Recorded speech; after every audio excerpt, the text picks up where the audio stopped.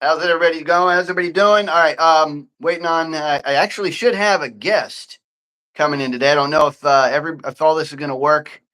YouTube is still being kind of complicated, but hopefully everybody will be able to get in. Christian should be able to get in here in just a second. We have a treat for you tonight. Special guest, subject matter expert. So hopefully all that works. Hopefully everybody's able to get in. Any minute now. Oh, that's pretty cool. So it actually is. I can go in and be live before.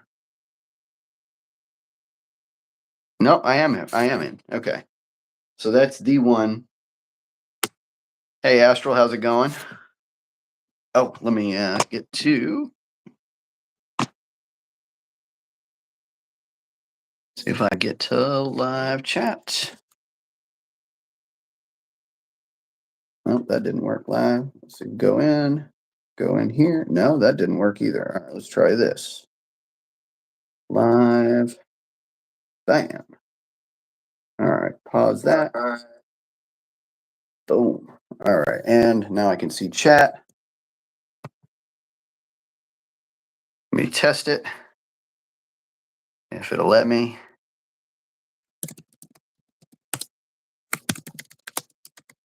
Add. All right, got one. No, maybe. Yes. Woo! Hi there. I got one. What's How up? you doing? Hey, how's it going? Good. Good. We're waiting on Christian. He should be signing in here any second. Here you go. You got a Christian and a Jew. Indeed. And I'm not sure what I want to be yet, so we'll figure it out soon. But actually, we've been it's ironically Christian is not well, I don't know. They call themselves Christian, but he's Mormon. So it's kind of like on that edge, like not sure if he's actually Christian or it's close. But anyway, he's been showing me his faith. I don't know how I feel about Mormonism just yet, but Are we on the air yet? yeah, I think we're live. Although technically I don't know how this works before time. Like I set it up to start at 8. So I don't know how many people can actually see us before 8 o'clock. But but people are starting to show up. So hey, how's it going, everybody? Say hi to Jay. He's going to be our subject matter expert. I am Craig. He's Craig. So he can talk. He just can't sign in. Gotcha. So I can't see who these people are. Yeah, so somebody's already on my he's on my thing. You're on my account. Yes. Or no, maybe that's Angelique. Yeah, it's probably we got a lot of people. Hey, how's everybody doing? Say hi in chat. Welcome aboard. Welcome to Common Mansplaining, where no opinion is too common and no elites are allowed. Man, we're skyrocketing. We got 20 people already. Christian, hurry up. Maximum number of guests. What in the world? See, this is why YouTube is retarded. This is because you're in, it won't let another person come. That's retarded. All right. Well, maybe it doesn't work then if we do this live vertical. So Jay, I may have to set this off for another day. Sorry, man. I don't know why it's like that. But we'll definitely work you in here. Viewers. Yeah, we'll definitely work you in here eventually. I'm taking them with me. Yeah, well, you're welcome to do whatever you feel appropriate. But it'll be good to have you on board if you're able to watch. I'll keep an eye out for you. All right, brother. Appreciate you. My pleasure. Thanks for trying. Yeah, no problem. We'll definitely get you in here soon. All right, we'll see what we can do. But does it say you can do it and I'll chat? Okay, I'm cool with that. All right, Jay's going to be our guest for the day then. All right, welcome aboard. That's that works out. All right. Yeah, I don't know what Liam's talking about. But guys, before we get started today, we're going to talk about a lot of different things. One of the things we're going to talk about is America's relationship with Europe and whether we need them anymore for like anything. But before we get to that, I want to have a couple announcements. We just reached our very first tier of memberships, which means we're like partially monetized, so we can have members now. You can go on and pay. I think I made it like $1 or $2, very very cheap to become a member, and we'll have some member exclusive content that you guys can look out for. You'll probably have some early access to some of our more exclusive videos, and we'll have some super secret topics. Oh, lost you for a second here. But the other thing we have now access to, I believe, and you guys in chat, let me know if this is actually true. I believe you can pay for super chats. If that is the case, and you super chat me, I'll stop whatever I'm doing and focus on you temporarily, because let's be honest, money's king, right? And if you're willing to pay for attention, I'm willing to certainly give you some. A lot of people, you remember that old what is it, like your mom is so broke she can't pay attention. That's like the funny thing. So now you literally can pay for attention, and here it is, and I'll be happy to give that to you. All right, so Jay, welcome to the show. Well, thank you very much. Thanks for having me. We're Dude, always it's awesome. talks about all kinds of random topics, so Yes, it'll be fun to go public with them. absolutely. I hope I don't get you in trouble. All right, so why don't you give the audience a brief intro to you and your kind of like your background, who you are, where you're from, and stuff like that, and what you have to bring to the table today regarding our semi-historical foray. Well, I'm just a simple farmer. I run a nonprofit 501c3 animal sanctuary and fruiting forest in beautiful downtown Durham. I'm broadcasting from the farm right now. My background, however, is in foreign affairs, Middle Eastern studies for the most part. Obviously, post-war European history is a particular interest, and I enjoy tying all these things in together and seeing how it relates to American history, because we are one world, and the United States, Europe, and the Middle East, it's all tied together. That it is. It's one big happy global family. One thing I wanted to touch on very, very quick. So one thing I was going to say, we're going to link your 501c3 info to the video, if that's okay with you, and that way people, if they want to get involved, they can reach out to you. Also, one thing I wanted to touch on very, very briefly before we dig into Europe is the chat signal chat scandal. I don't know how much have you looked into that a little bit? Very interesting stuff. Very interesting. They finally released the rest of the texts that were sent, which I'm not sure why they were withheld in the first place, because they obviously are not actually classified. Right. And as I look over the text, don't get me wrong, like somebody definitely made a mistake here. Like somebody definitely added an extra person to a stupid chat, but this chat is encrypted, and it's not like having classified documents out in your garage or something next to your Corvette. Or well, I think definitely is a strong word. Yeah. I mean, for whatever you want to say about Donald Trump, he managed to get billions of dollars in earned media rather than spending money on it in 2016. Oh, yeah. And while this could just be a simple, easy screw up where coincidentally they were all really careful about no classified information, they're discussing something that's going to happen in 2 hours where the decision was obviously already made. Right. Or they could just be setting up a nice big media script so we can spend days discussing it for and against, and look at it and go, well, the VP is obviously not a Trump lackey. Look, he's going and disagreeing. Look at this thoughtful conversation that they're all happening. And oops, we accidentally included the editor of the Atlantic. Oops. Right. Right. Yeah. Which it could be. but it's Yeah, also a happy accident. right, right. It could be, I thought about it. Could it be like some 4D chess stuff? We could be like introducing, and some of those comments, as we're going to talk about today, were very like kind of like a wake up call to Europe. Like, by the Right. way, we're doing this thing for We're doing Europe. this for you. It really You doesn't better help us much.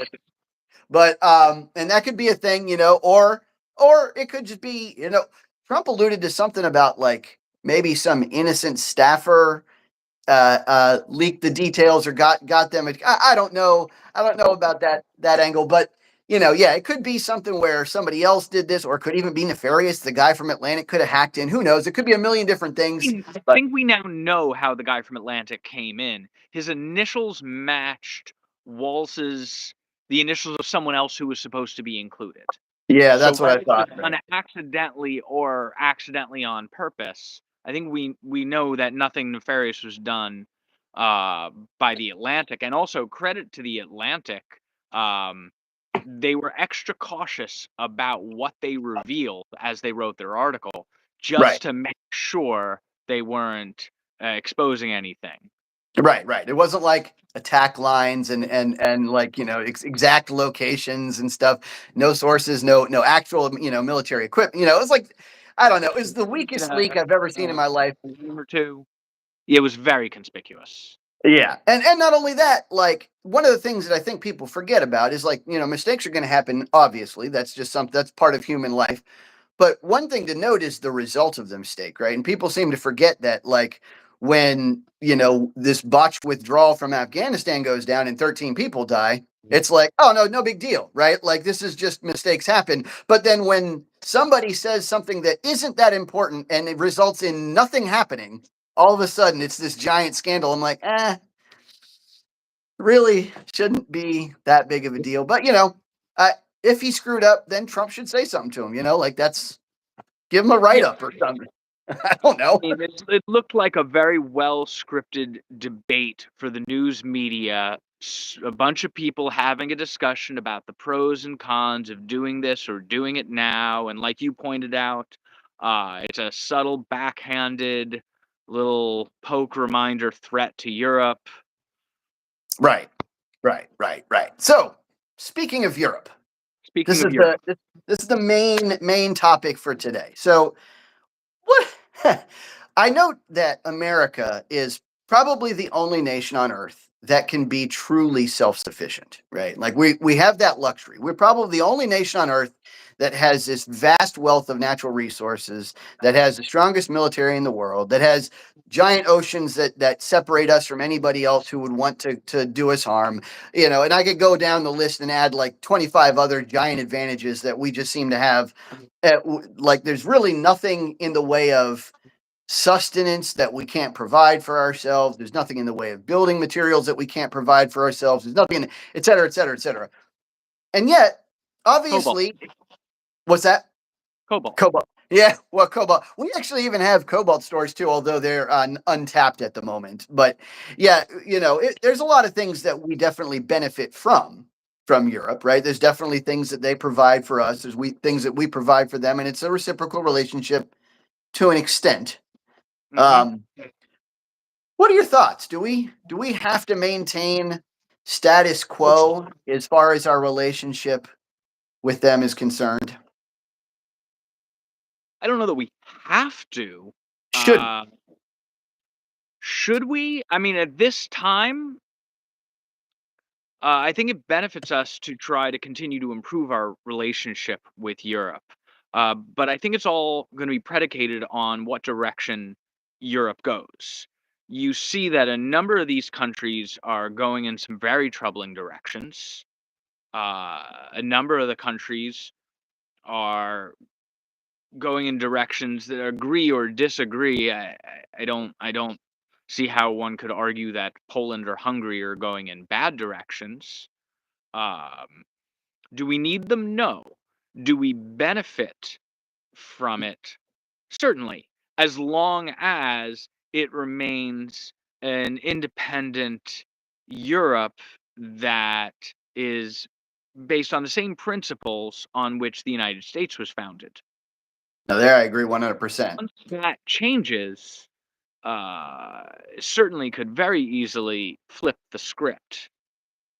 Yeah, yeah, that's one of the things I note that, of course, it began with essentially all of Western civilization was kind of unified in ideology to an extent, right? We all had the same general concepts behind leadership and behind liberty and behind like individual freedoms and maintaining that and making sure the government wasn't directly involved because of course we were all enthroned to Britain. We were all enthralled to them, so like for the longest time we didn't have that freedom, right? And so as each one of us kind of declared independence from the Mad King, we all found that liberty is a good thing, right? And but one thing that I note is, the freedoms that are enshrined in America are done so in a very, very like stark, like bright, flashy, front row seats kind of way, right? We've got freedom of speech, we've got freedom of press, we've got freedom of assembly, and all these things are right there in our Constitution. There's really no getting around it, and yet you go over to Britain right across the sea, and all of a sudden it's like people can get picked up for tweeting, like they can get arrested for talking about somebody, they can get fined for saying the wrong thing. And I'm like, ugh. And look at Canada. Yeah. This is why the Bill of Rights is so important. Because these things are enshrined, and it becomes the founding principles. One of the things that's unique about America, not solely America, but largely unique, is that we are a nation of an ideology, meaning that settlers, immigrants, foreigners can come to America and become American by placing values on the same thing that America values. Right. And that's somewhat unique.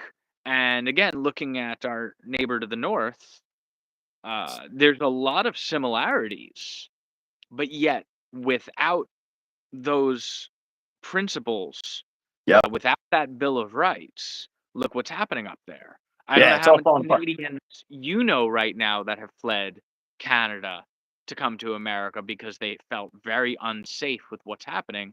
But that's a story that I've heard more than once in recent weeks. Oh yeah, they're all rats jumping ship. Absolutely, every single one of them. And you know what? Like you would think that being so close, I think they're our like maybe our single greatest, or maybe our top three greatest individual trade partners Canada is, and yet a lot of it is because we've been kind of like giving away these trade deals. We've been giving away to Canada like huge trade deficits to them, huge trade deficits to Europe, and it's all been very much in their favor. And we don't seem to be getting any weight out of it. We don't seem to be getting any bang for our buck. And meanwhile, like you look at like countries like Canada, man, they're so close to us and yet so far away. Like so far away. It's like night and day walking across that border. Like Trudeau has basically thrown that whole place in the dump. He's basically created a semi-socialist nation, if not a thoroughly socialist nation. And man, that trucking scandal that happened back when COVID was going on, that was insane. That kind of stuff. If I heard about that happening in America, I would lose my mind. Literally lose my mind. Yeah, that was a little scary. I wouldn't go as far as to say it's a socialist country.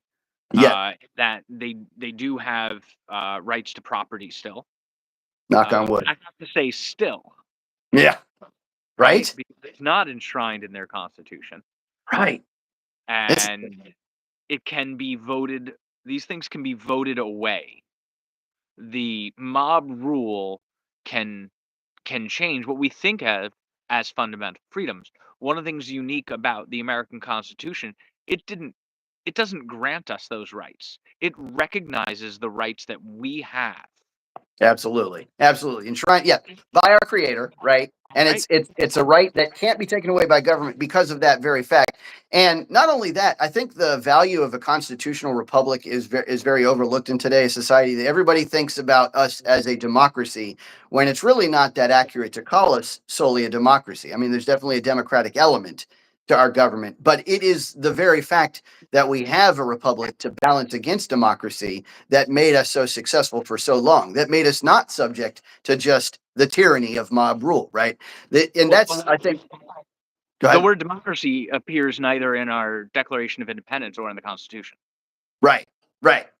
Now, of course, since then, it's like slowly but surely, I see us like just ounce by ounce, like, trying to, like, it's gotten to the point where almost every state, the electoral college is essentially votes just whatever the popular vote is. And they're actually now trying to do away with it. They changed the Senate to being, what was once essentially another part of the republic. To the Yes. Congress now is very mirrors the popular vote again, and so now it's like ounce by ounce by ounce we're losing it, and I want to hold on to it, I really do, but I don't know how long it'll last if things keep going the way they're going. And one of the pains of this is countries like Canada, countries like the UK, like Finland, Denmark, Sweden, all of them seem to be already where we're pointed, and I'm terrified. I'm like, guys, you don't have to use those as examples. They're not as strong as us. They're not as wealthy as us. They don't have anywhere near the wealth of history that we do.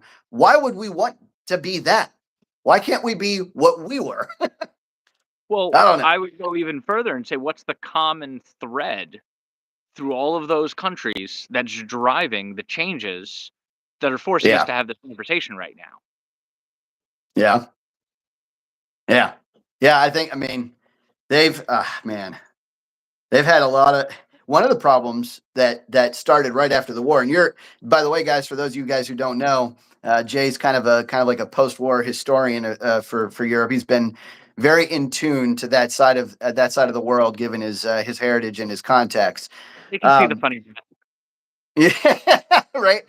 One of the things that started, I think, this whole debacle is the Marshall Plan, right? Like right after the war, we agreed to basically bend over for Europe, and I think it was worth it for a short amount of time, right? I think don't get me wrong, like I'm all for being a failsafe, being like a catch for anybody who's down on their luck. I'm happy for America to stay. If we've got it, we step in and we help out. That's not a problem. But meanwhile, 70 years later, 80 years later, we're still taking the brunt of these deals.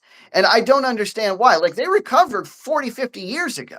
Europe is doing just fine economically, right? Some of them maybe have even recovered, like well over recovered, like over exaggerated their recovery. And meanwhile, we're still the one who's like just giving freely and giving freely, and it's coming out of our tax dollars, right? Always has. Like we were taxing ourselves 90% at one point in time just to help out other nations who were down on their luck. And guys, I know that we had to help rebuild, but come on, in the 60s, in the 70s, in the 80s, in the 90s, come on. And Well, I mean, yeah, those numbers exist, but the tax structure is more complicated than of all of course, that. of course. Yeah. I mean, the 90% was the top bracket, which I don't know what it was back then when it started. I think more recently it was like 250,000 or something like that. I certainly don't make that much, so I don't have to worry about it, right? And it's much less now. It's much. I think the top bracket's paying what, 60-ish after Well, Social Security. I think some of the important points that you've made here are about the Marshall Plan, how the Marshall Plan, to some degree, has continued and the whys behind it. Uh, I think that it was a unique move to do in that one of the things we saw after World War One was the losers ended up paying and just started another war. Yeah, So that's the effort to say to destroy the enemy completely and then take control and say we're going to rebuild you, but we're going to rebuild you in our image and at our expense, and we're going to make you client state, so you're going to buy all of our stuff, well, yeah, while at the same time creating the petrodollar to make the whole world use our dollars, take it off the gold standard, making it a fiat currency, these things had its value, especially all in concert. Yeah. At this point, one of the things I've often noticed is Europe is now, to a large degree, a unified nation. Mm. Right? They're all united under the EU with the same currency. Yeah. Uh, Economically, they are. Maybe not foreign economically, policy wise, but yeah. well, foreign policy wise, in the sense that they don't have any substantial armies. Right. They have Makes it easy, right? they have they have NATO, which once again is America. Right, right. So That's part of the problem. Like that's one of the things that bothers me. It's like, meanwhile they're taking all of these benefits from all of the gifts that we have given. And meanwhile, now that they've thoroughly recovered long ago, they still can't contribute. And I think this is where a lot of the controversy comes in, right? Because you have a disruptor like Trump comes in and says, listen, you guys got to carry your own weight. You got to we're putting up 4% of our GDP toward the military just to protect you guys. Can you do 2? Please, just 2. And meanwhile, everybody in Europe is like, everybody in America that's on the left is like, and I'm like, really? Really? Is this that bad? Really? Just to ask somebody to carry their fair share? Meanwhile, this is left. The left is the party of pay your fair share. And they can't do it? Really? I mean, there are some good reasons Sure. to suppress Europe's control over the NATO forces. Something you may not have thought of, but fast forward 80 years and Mhm. you look at the EU, all united, all on one currency, okay? Basically, largely under the control of Germany as the largest and most industrialized country, and the Right. continent is Judenrein, completely free of Jews. If one didn't know any better, one might have thought that Germany won World War II. Yeah, that's Now, possible. as it further moves towards National Socialism, for our viewers in the audience that don't know, Nazi is the National Socialist Party of Germany. Yeah, So that's a it is a little frightening, and there is some value to saying, yeah, great, you're on your own, you're an independent Europe, but we're going to take care of the military. Um, to an and extent. I'd be more comfortable with that if they were just giving that money to the United States. Right. Or yeah. I mean, 2% isn't much to ask. It really isn't. And 2%, even if EU is all together collaborating, like they're still not going to really come anywhere close to Americans' military might, and our technological advancements are safe for the moment. For the moment, yeah. Fast forward 80 years, and things could change. And that's one of the things that I have always been on the fence about. Maybe you could tell me what your thoughts are on this.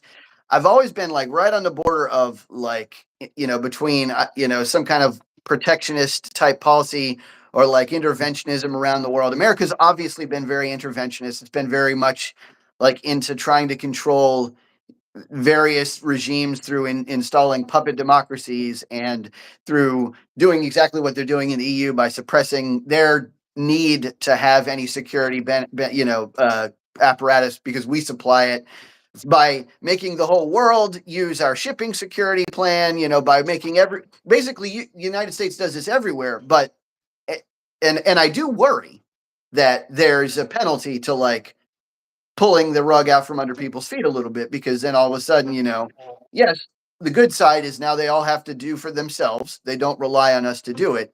But the bad side is now they all have to do for themselves, right? So it's like it's the same game both ways. And while I don't want to take away anybody's self-determination, I do kind of like America being, in charge of the world. I'm not gonna lie. I kind of like us being the strongest, the best, the only power that no one can contend with. Knock on wood, China's catching up. But but that's the other problem too, is I can foresee fast forwarding 80 years and desperately needing Europe to help battle someone like China. right? Even if they are in their own right very, very powerful and almost equivalent to us. I mean, we've had scary allies in the past, let's say, right? Like World War II, we needed Russia. We really did, right? They weren't ideologically compatible, but we definitely like had to rely on them for support, or we probably wouldn't have won. And that could happen again. You never know where the tides are going to turn. I do think that, man, it's right on the edge. I'm right on that fence. Like standing on the head of a pin. What are your thoughts on Well, I think interventionism versus? that we look at where it's worked and where it's failed. What were the differences in circumstances, and what are the differences inherent in those situations?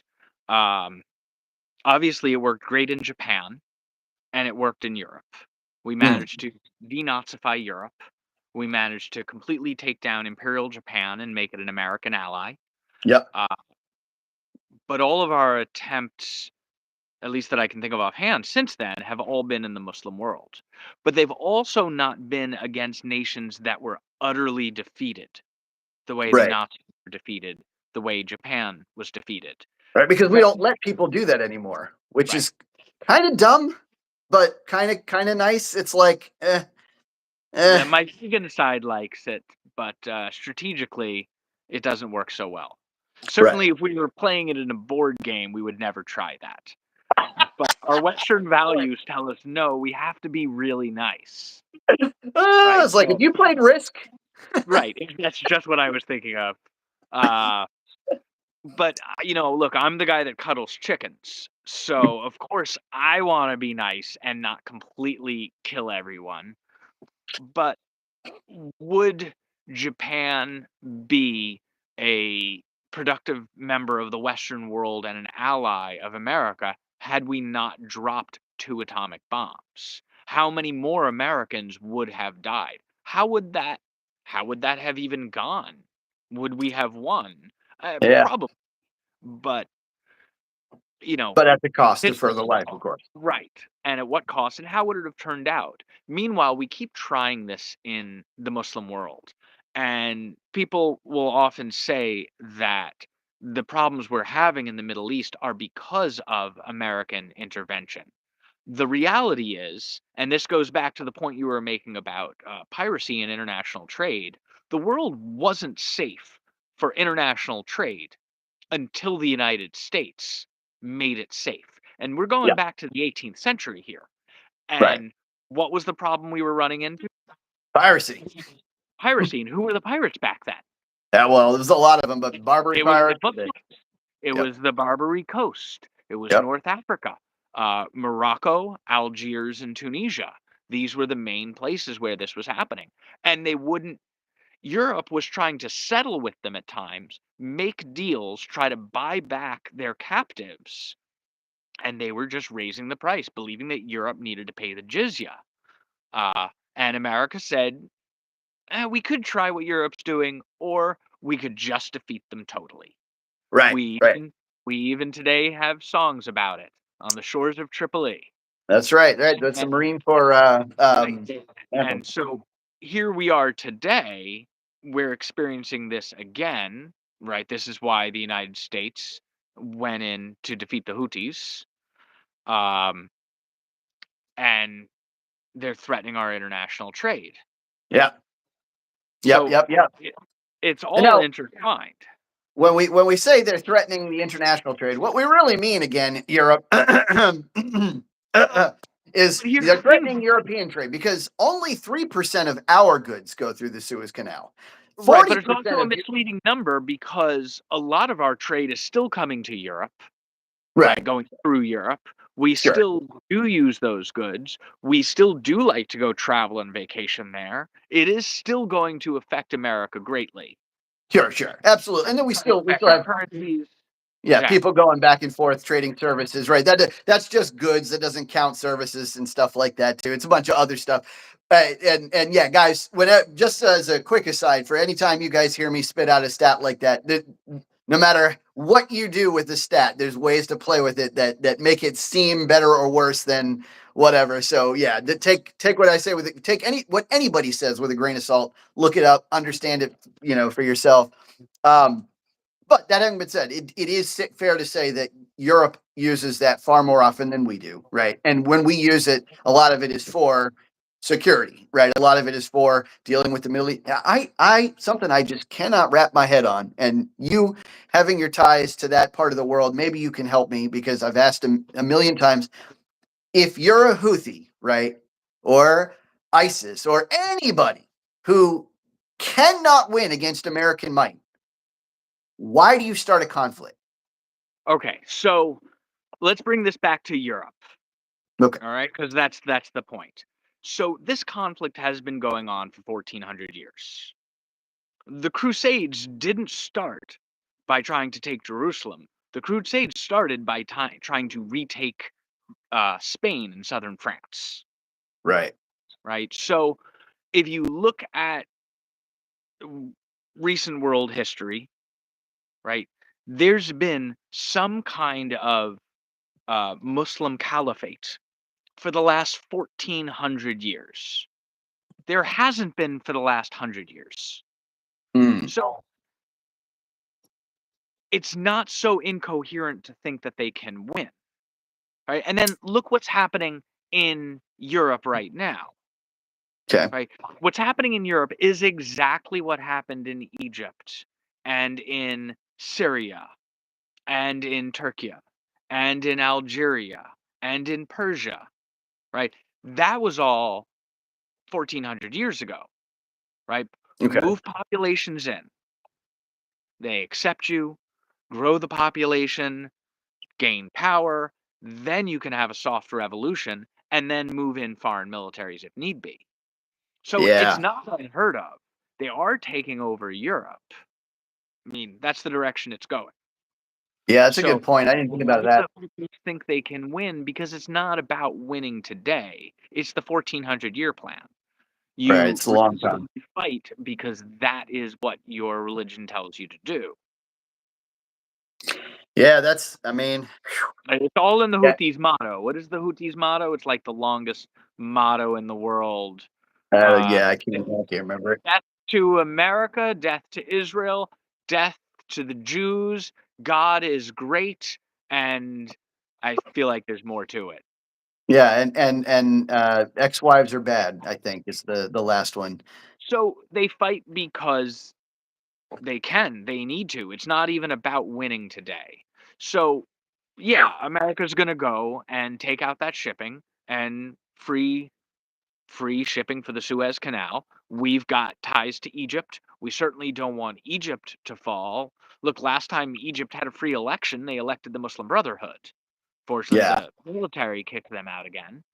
And that's what keeps happening. So we talk about intervention or not. All these things are intertwined, and sometimes intervening makes things worse. Libya, Gaddafi. And sometimes intervening keeps a stability. Yeah, right. And of course, right, I'm happy to provide stability. Now, I think the point that they were making in this chat, whether they were making it on purpose or not, in this magical signal chat, the point that they're making is we've been doing this for others for so long, and we haven't ever really asked for anything in return until recently. Now, Trump is the one guy who's been like, can't we get little something for this? Like we're taking care of the entire planet. We're the police of the galaxy. How about some mineral deals or some better trade deficits? Or how about you put your tariffs down to the level that ours are, right? Or something like that. And this is the first time that anybody's really had the stones to ask, I guess. I don't understand why it's taken so long, one, but I also don't think that we automatically threaten our relationship by asking people to be in an equilibrium with us as far as like these deals are concerned, right? I mean, I wouldn't normally think that. Now I do. You and I come from kind of the gambling world, so you and I know that there is this echelon of people who, after they've received for so long and had their hands out for so long, it's like a slap in the face to take that away and put you at an even footing, right? Because they're already at the, like, I got people that ask me every day for money. They say, "Can I borrow $20?" I'm sure. Can I borrow $20? Sure. Can I borrow $20? Hey, I'm kind of tight today. What? You're tight today? And it's like, this is my money, right? And this is, I kind of feel the same way with America. It's like, all this while we've been giving and giving and giving and taking care of and supporting and defending, and then all of a sudden we're like, hey, look, we've been doing this for a long time. Can we just get y'all to stop sealing us out of your markets with your insane tariffs, just a little bit? And then they're like, what? Everybody's losing their mind. I don't understand why it has to be that way. Why can't it just be, God, yes, of course we can. Thank you so much for all you've done in the past. Thank you for, like, half of these nations wouldn't even be here if it wasn't for us. Well, I think that what's happened over the last 80 years is, since we've taken control of international shipping, since we've had the petrodollar, it was very easy for us to accept deals that weren't necessarily in our favor. Very easy for us to, you know, liberate a country and not take their resources in repayment. Very easy for us to just foot the bill for NATO, because overall, in the grand scheme, the US over the last 80 years has been so much more profitable than the rest of the world. But Right. as the petrodollar is failing, as the world is changing, I don't think it's unreasonable to say, hey, you know what? We're going to do this, but if we're not profiting on the petrodollar, then you need to pay us. Yeah, absolutely. Now, of course, as we mentioned before, that there is a danger, right? And the danger is we press our advantage, which we do have, and then one by one they might slowly shift over to bricks, right? They one by one they might slowly say, you know what, that Belt and Road Initiative is looking great, because the shame Right. of this thing is it really is money is king, right? While we're the ones handing out dollars left and right, while we're the ones giving, then it's really easy to be friends with America. But if Well, I China all think of a sudden comes in with that offer and they have the more appetizing offer. Well, I think the key to taking down BRICS is going to be to having solid trade partners and peeling away one of these letters at a time, right? Okay. Um, we need to improve our relationship with Brazil. There's no reason that Brazil should be in the Chinese camp. Yeah, I Uh, agree. Iran, if the current government falls, and there is a lot of talk about the current government falling, were that to happen, then Iran falls away. I think India would be happier in our camp. Yeah, So probably. And Brazil, it's funny you mentioned is Brazil. Russia Brazil and would be China. And Russia and China have their own inherent conflicts, which I think right. a strong foreign policy could exacerbate those conflicts. Right. Really, Russia still has, in its current state, has a lot more in common with the United States than it does with China or with Europe. I Right. mean, I sure, mean, it's nice to see Russia have an election for a change, but that's not yeah, going to God. happen guys No, yeah, of probably national not. defense. Yeah, I mean, yeah, you're right. Absolutely. Every India and China have their own inherent conflicts too. Like, there's plenty of stuff that we could try, but then again, what is the cost of that on the other side, right? Because if we do try to, now, I think Brazil would be cheap, so to speak, right? Like, I don't want to try to put countries in a frame of like just dollar value, but like in with their conditions right now, like any help at all would probably make them allies for life, right? So that's an easy, like, low hanging fruit. India would be more complicated, but it's like you said, with their inherent conflicts, we could probably, now here's the other side of this is there's a lot of people that are like just worried about Russia, right? Like that, like it's like an ideologue, like a mental trap, right? It's like Yeah, it's like kind of like Chernobyl. Like, people are worried about nuclear, even though it's not really a problem anymore. It's very safe, but like they remember the Russia of old, and so they're like, oh no, we can never be friends with them. And it's like, well, things change, like maybe we can, but I don't like Putin very much, but maybe under the right right. circumstances.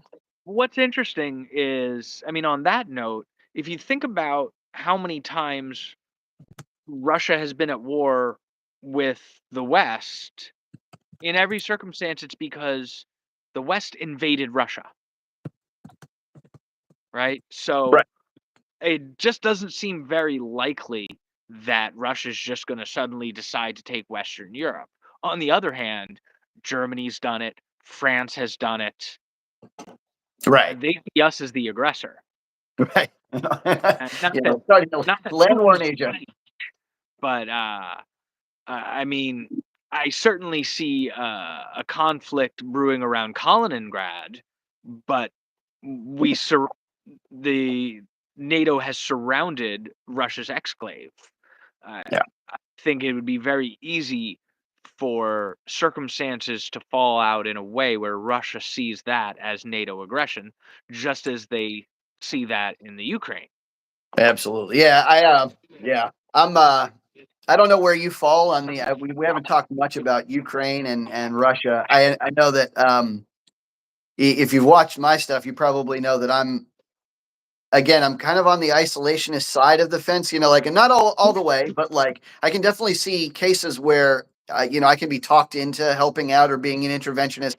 But man, Ukraine seems like one where we just really don't get anything out of it. Never had any like invested interest. They're not our allies.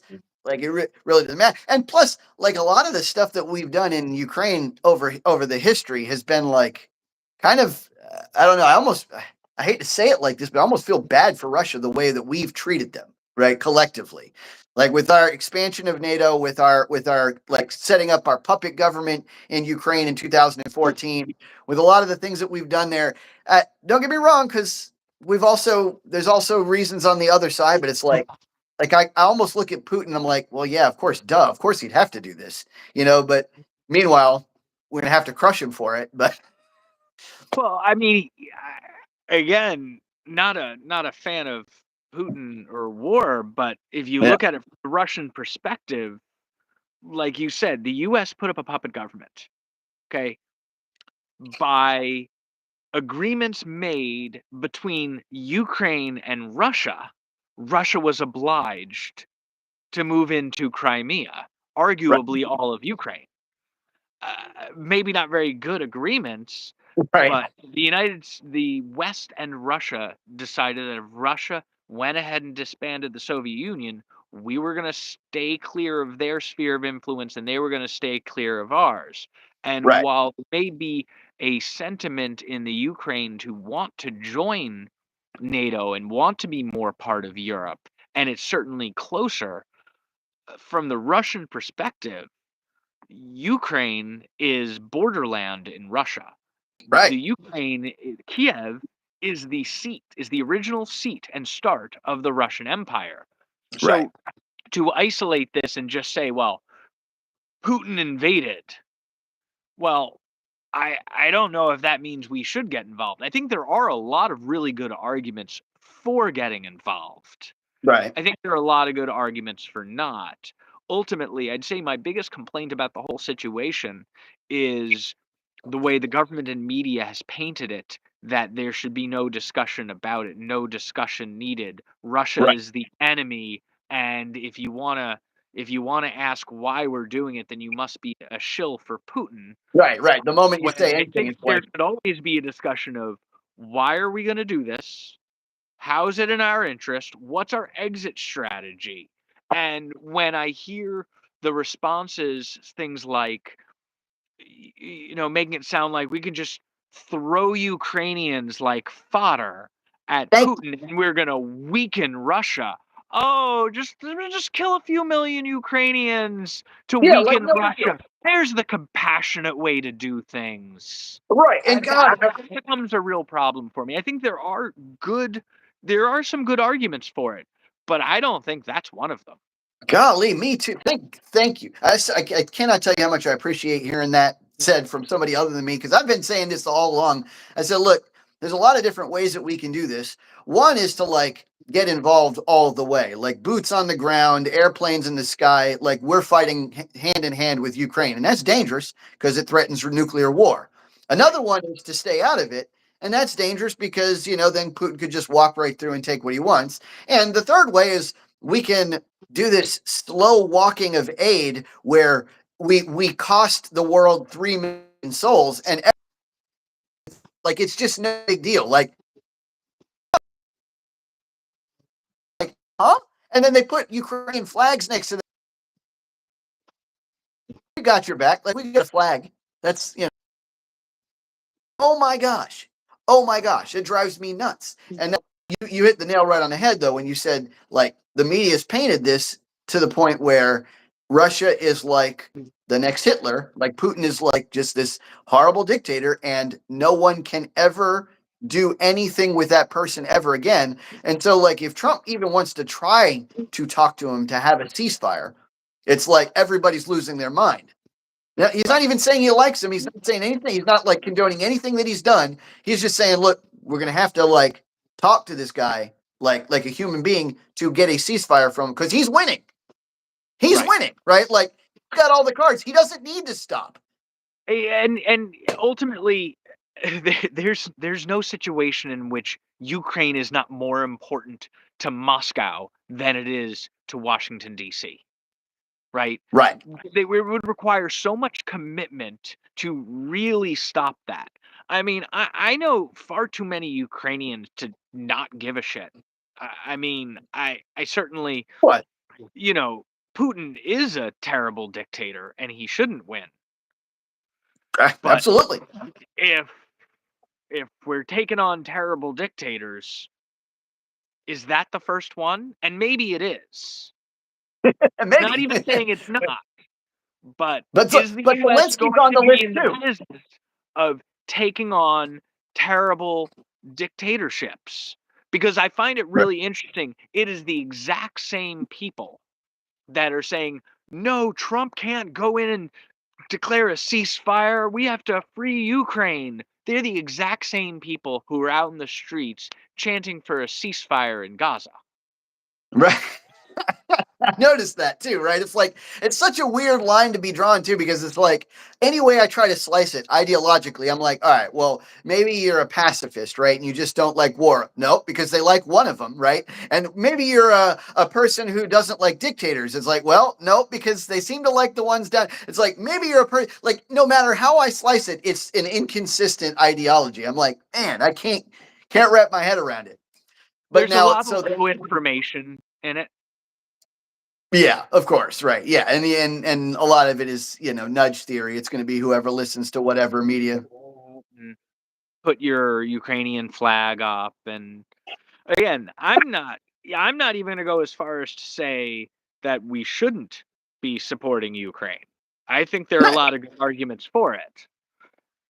Maybe we should, and maybe we should be in hot war with Russia. There is an argument for that. Maybe it's time that the U.S. takes on its enemies worldwide and really tries to police it and make the world a better place. But then again, I would ask, is a single dictator in Russia the biggest enemy in the world? Right.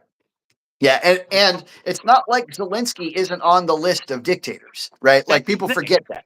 Right. And agreeably, he's not up at the top near Putin, where Putin is, but he's on the list, right? Like, and now let me ask you this: with your, your expertise in history in Europe, so one thing that's been said by the media about that particular conflict from the beginning is, after Putin takes Ukraine, he's going to march into Poland and Finland and and take the Baltic states. And I'm like, no, he's not. Like, there's nothing in his history, in Putin's history, or in his character makeup, or his cycle. Like, nothing tells me that he's going to do that. Do you agree with me, or am I off base? Is he going to take Poland? I largely agree with you. I think there is close to zero chance that Putin would take Poland or Finland. I think that if NATO does end up in a hot war with Russia, Russia will have no choice but to immediately take Latvia, Estonia, and Lithuania. It will happen in a heartbeat. Kaliningrad is far too important to Moscow to let that be threatened, and it would be too quick and easy. And again, there's a good amount of history. I mean, maybe less so, certainly less so than Ukraine, right? The Russian Empire started in Kiev. It was the Kievian Rus. There was actually a Right. Viking tribe, and Right. then spread upwards. I mean, this is the heart of the Russian Empire. Right. Um, but yeah, no, I do think they would take the Baltic states. I mean, why wouldn't they? Right. But that's if they're already in conflict. Yeah. They're not going to threaten NATO. They're not going to threaten us, triggering Article 5 for the sake of like Lithuania. Like it's just not like to me. One thing that I think that the media did also, where they painted this whole picture, this propaganda picture, and I fell for it in the beginning before I read up on the, is they acted like Putin was a madman, like he was crazy. And I'm like, no, after looking at him, he seems like he's very calculated. Like he seems like he's very, very deliberate. Like, don't get me wrong, he's ruthless, Yeah. but he's not like wild like Hitler was. He's not crazy like King George was. He's taking things on a very, very like deliberate, very calculated basis. And I doubt very seriously that he's gonna like threaten war with America if he doesn't have to. Right now, if he has to, he has to. If we get involved and we're already at war with him, then he probably doesn't give a crap and he'll do whatever he needs to do to. Right. If he's got half or all of Ukraine, he's also got Belarus. And if there's no further conflict, I would find it unlikely that he's going to go into Latvia, Lithuania, and Estonia, as Right. long as he has continued access to Kaliningrad. Now, those three countries are much more aligned culturally and religiously with Russia. Right. Poland, however, is its own civilization, a language that is not related, Right. and it's Catholic. Yeah. That would just be a straight up invasion. Yes. I just don't see that happening. Yeah, and they're stronger, right? And right, and then they would trigger the rest of the EU would come in immediately. Yeah, no, I right, and I think that the many of the tales that the media engine's been spinning have been very, very false from this war. I've been saying, like, if you guys want to check this out, go on my channel like 3 years ago. The moment this war started, I said they're gonna slow walk aid to try to bleed Russia dry. Russia's gonna win, right? Mhm. Like I said, I called it from day one. Like I don't understand why this was very hard for any other analyst, because the moment and I'm not an expert. Like I'm a guy with very minimal tactical like experience, very, very small like strategic history, like acumen. That's it. That's all I've got is from what my military strategy and tactics classes from the Navy. That's all I got. And I come in and I'm like, no, there's no. He's first of all, he's going to win unless we get involved. Unless we get involved, like boots on the ground, he is going to win. And this whole time, they were like, "Oh, Ukraine is winning," and I'm like, "No, they're not. They're not." But you know what? The way Ukraine and the people rallied and fought really does drive home the point that Ukraine is Ukraine. Russia may still think it's part of Russia, but if it truly did not have that sense of independence from Russia and a true nationality, then we wouldn't have seen that rally, especially early on. So I think that was a point that the Ukraine proved in that manner. Let's Yeah, bring this full circle and back yeah, to Europe, yeah. Let's do because it. that's really the point here, Absolutely. right? Because one of the things we're talking about is do we do we still need do we need Europe anymore? Is how I heard you ask it. And what Right. I wonder is, do we need it any less? Is Ah, Europe going a direction where we don't want to follow? In which case, are we going to be preparing to jump ship as Western Europe becomes Islamified? Or are we going to help them make that change? I mean, ultimately, we're talking about Russia, Ukraine, Belarus, Hungary, Poland. yep. These are countries that are saying no to the immigration, that said no to the 5 million Syrians. They're not having the same kinds of problems. They're not having the same kind of crime that we're Right. seeing in Western Europe and in America. Right. Not Yeah. seeing Sharia courts. These things are just not tolerated, Right. right? So if Western Europe does fall to Islam, well, then the U.S. better be on good terms with Yeah. Eastern. And ultimately, at this point, eh, Western Europeans tend to think of America as a very religious country. Hmm. It's a Interesting. Christian country. Whereas, and then Used to be anyway. Eastern Europe is also fairly Christian.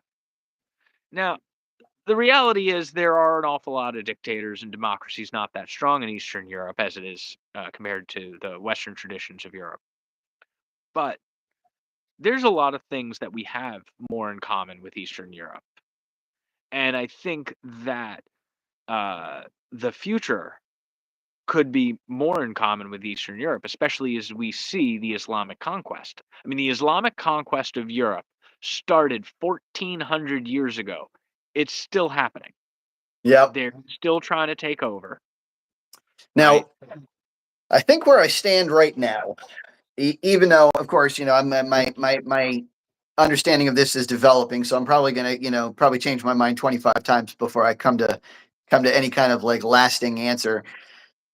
Like, I don't mind being friends with Europe, right? I don't. I don't mind being friends with Canada. Now, I do question what they bring to the table, right? Now it's like I it seems like if I'm going to have an ally, I want them to be just more than, oh, we trade with you and you get the better end of the deal, right? Like that Being a can't be. business owner and being friends with your customers. Yeah, I mean, definitely, like, it's good to be friendly with your customer, but that having been said, I wouldn't be at all opposed to exact same scenario. Plus, now they don't get the best of us. Now we're on even footing, right? Like, I don't have any. If I could wave the magic wand, obviously I can't. But if I could wave the magic wand and everything stays the same, except our trade deficits are now trade neutral, and our tariffs are now neutral, and like I could go on, say 5, 10 more things, but as long as all that's like equalized, I would feel much better about remaining allies with it. But like as it stands, they're kind of taking advantage of us in a lot of different ways. And I don't feel like maybe it's time for new friend. Maybe. I don't know. But the other thing, this is kind of an interesting thing that my manager used to say, and I don't know if it's true. You know me. I used to manage, pawn shops and convenience stores and stuff like that. And I was always the same person, no matter where I was, no matter who I was, no matter what store I was managing, no matter when I would, where in the timeline, whether I was just taking over. Now, one thing though I read in a management book, and some managers do, is they do this thing where they come in hard and then they soften over time. Because if supposedly psychologically, if you come in hard and say like boom, boom, boom, right up, right up, right up, fire 3 people, and then over time you soften up, then people are like, oh, okay, he's firm, but he does have a heart. But if you Right. do it the other way around, it's supposed to not work. It's supposed to be like, oh, he's changed and now he's evil, right? No, you gotta Now, walk in and hire someone. right now, I've always been like flat the whole way. I come in, I'm firm but fair from day one, and the last day I'm firm but fair, and I never changed. So, and I was successful. I didn't need to do this like come in hard and slant out, but I do note that if we try to do what we're doing, like what Trump is trying to do in Europe, it is kind of like coming in soft and then all of a sudden hardening up. And I wonder what that kind of reaction is going to. The reaction could be, "Oh man, he's evil. Now we all have to leave." Well, I would have thought you were going the other direction. He is coming in hard. He's saying, "I'm going to annex Canada and Greenland and I'm going to tariff everybody." And then they sit down, they negotiate, make some deals, he gets some investment, they have some laughs. These things are never going to happen. If we're talking about just having across the board tariffs, I don't think that's really going to work out for us. If he's using targeted tariffs in order to uh, create negotiations, Right. I think it could end up being to our advantage. And again, bringing it back to Europe, if we focus in on bringing Europe and helping them become more American, I think that'll help. And Yeah, I we're hope so. seeing more and more countries as the elections happen, both in Europe and in South America. We've had El Salvador, Argentina. Hopefully, we'll see some changes in Brazil. We could see more and more countries come on board. I do question whether the UN or NATO is by its very nature a mistake. Yeah, possibly. And if we should be creating a world of allies, and you have to stay and be good friends to stay in our club, Right. because then Right. it encourages you to stay in the club. And if you want to leave, you can leave. But if you want to be in our club, you have to actually be a democracy. The fact that we have so many evil dictators and countries that are ideologically murderous to us, and I mean that we have, what is it? What is it? We have, Pakistan or Mhm. Afghanistan on the Women's Rights Council in the UN. These things are absurd, and they're passing rules. What? Why in the world should we give a shit when you Right. count up all of the all of the Muslim countries and all of the dictatorships and all of the countries that are completely outside of the Western scope of ideologies, yeah, they outnumber us. And they're Right. going to keep passing these things. And then we're not going to want to do it. Europe at this time is trying to make nice with these ideologies. And you know what? It didn't work in the late 18th century. And it's not going to work today. It's going to be their own destruction. Are they going to have the fortitude to come back with a crusade against it, like France and England did again into starting the crusades into Spain? Or Right. Right. they just gonna become conquered nations? Yeah, I hope it's not the latter, but the way that it's heading, it might be. And one of the other things, one of the biggest dangers that I worry about is like these UN, WHO, WEF, all these globalist like regimes. And like independently, I don't have like a problem with the regime itself, but the problem is then they come to us and then they act like America is going to be subservient to these regimes. And I'm like, no, they present to us stuff that like is a blatant violation of our constitution. I'm like, no, we can't do that because we have freedom of speech. Tough crap if you want us to not have it because of your, whatever. You want everybody to be on the same page about the WHO threats, but sorry, that's not how it works here. Like I don't you're We're gonna have paying to them. bend. Yeah, right. Right. So, but anyway, Jay, it was absolutely amazing having you on.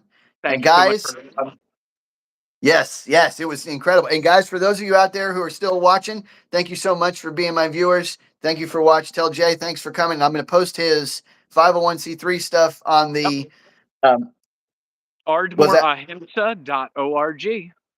Yep. Ardmore Ahimsa. I'll put it on the thing. I'll make sure I get the spelling right from him. And it was great seeing you guys. Next Wednesday night, every Wednesday night, we're going to do this thing. And it was awesome. We'll catch you next time on Common Mansplaining. Thank you very much for having me. Take care. Yep. Later.